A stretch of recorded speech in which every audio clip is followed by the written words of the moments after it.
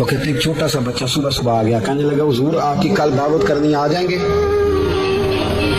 آپ نے فرمایا آ جاؤں گا۔ کہنے لگا میں یتیم ہوں، باپ میرا فوت ہو گیا، میرا بڑے دل کرتا آپ سے محبت ہو گئی۔ فرمایا کب آؤں؟ اس نے کہا کل آ جانا۔ کیا کھلاؤ گے؟ چنے کی دال اس نے جھولی میں ڈالی۔ کہنے لگا حضور میں لے آؤں، رات کو بھگاؤں گا، کل آپ کو کھلاؤں گا۔ آپ بیمار رہتے تھے، دوپہر کو سوجی کے بسکٹ کھایا کرتے تھے۔ سید صاحب کہتے ہیں جب وہ جانے لگا تو اعلیٰ حضرت فرمانے لگے اگر اجازت دو تو ایک بندہ ساتھ لے آؤں؟ کہنے لگا لے آؤ۔ فرماتے ہیں اس کے گھر گئے تو اندر بیٹھنے کی جگہ بھی نہیں تھی۔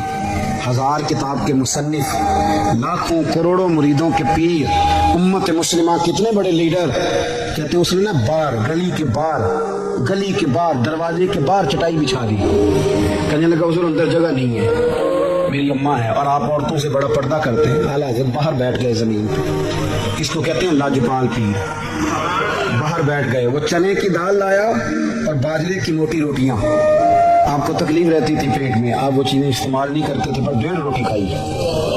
کھانے کے بعد کا جائیں، کہنے لگا نہیں میری اماں آگ جلا رہی ہے، چائے پی کے جانا۔ وہ چائے آئی، جو بندہ سڑک سے گزرتا حضور جہاں بیٹھے فرمایا جاؤ کام کرو، دعوت ہماری ہے تمہاری نہیں، جاؤ اپنا کام کرو۔ وہاں بیٹھ کے کھانا کھایا۔ جب واپس نکلے تو اس بچے نے اجازت دی جائیے۔ واپس آئے تو کچھ چہرے پہ کمزوری کے آثار تھے، کچھ تکلیف پیٹ میں شروع ہو گئی۔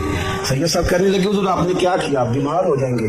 فرمانے لگے ایوب علی یار بیماری تو ٹھیک ہو جائے گی، پر تو نے دیکھا نہیں یتیم کا دل کتنا راضی ہو گیا ہے، کتنا راضی ہو گیا اس کا دل، کتنا وہ خوش ہوا ہے۔ اور فرمایا جب یتیم راضی ہوتا ہے تو اللہ بھی راضی ہوتا ہے، اللہ کے نبی بھی راضی ہوتے ہیں۔ بڑی پرہیزگاری والی زندگی گزاری۔